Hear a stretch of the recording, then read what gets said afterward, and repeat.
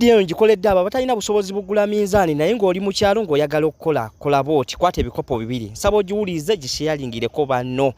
kwata ebikopo bibiri pima sukaali ebikopo bibiri eyo ye kilo ngedda we twakikolanga otekemu ejjiko ya sobeti emu wetegeeze wekanye video eno okwate omuzigo otekemu afu nga bolaba ogwa prestige otekemu girisini ejikemu genda ku YouTube channel gikonemu wagulu ku bayo ogende olabe tekamu ekikopo ekitundu ky'ekikopo kya butto nga bwe nkikola tandika okumixinga nzeno gyenkoze ngikoze ebintu bibiri ntaddemu butter ne butto nga bolaba we nkikola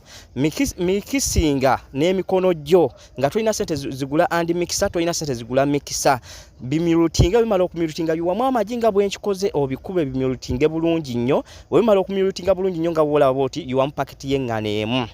nagambye bagala okuyiga ennamba zaabwe zikubayo mujje tuyige mutuwagire banne tusaba obuwagizi wammwe mutusupportinge tandika okuba